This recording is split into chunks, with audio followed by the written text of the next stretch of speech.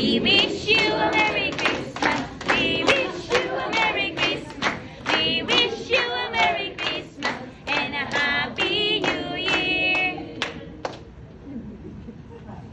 Maganda na kulay orange. Hello. Hello, Kuya Blue. Kamusta na? Kamusta kayo mga bata?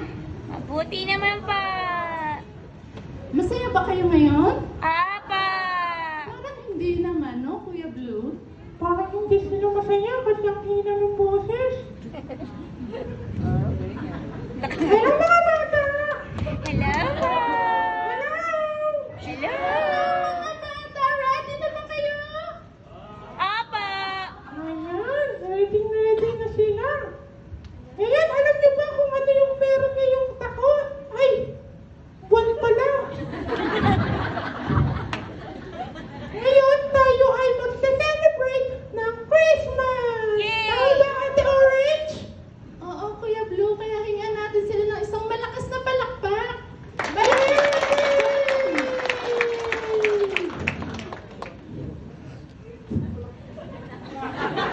Ate Orange, nauubos na ako ng sasabihin!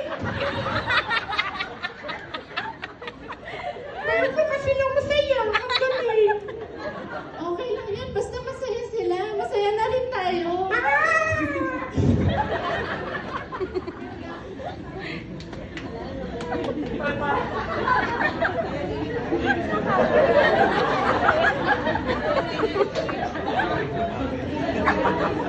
Ayan, alam niyo ba kung bakit nagse-celebrate ng Christmas? Hindi po. Ate Orange, sige sabihin mo.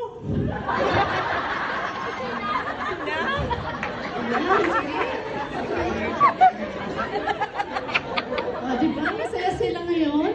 Oo nga eh, parang ang saya ng Christmas nila.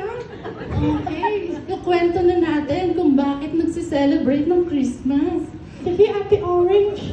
1,000 years ago, pinanganak ang isang bata sa sabsaban. Sa sabsaban? Ano yun?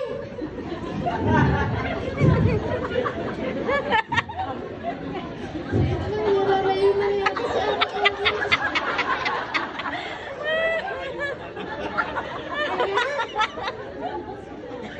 Sino yung pinanganak sa sabsaban?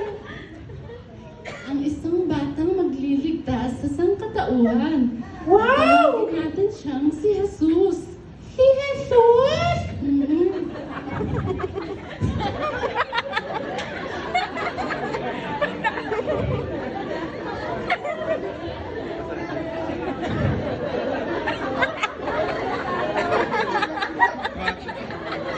Ano na, Ate Orange? Ayan! Ako naman daw! Pinanganak si Jesus sa sabsaban. Dahil para saan? Para saan daw, Ate Orange? Ha? Sige, tuloy mo lang. Pinanganak si Jesus para sa atin. Tama ba mga bata? Apa.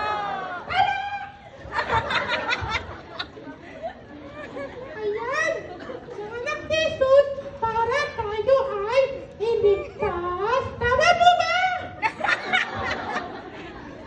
Ate Orange!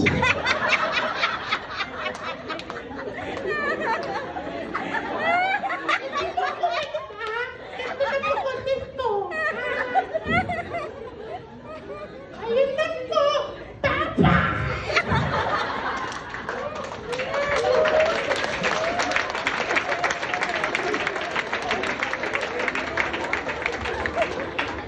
Ayan, kaya-kaya, no?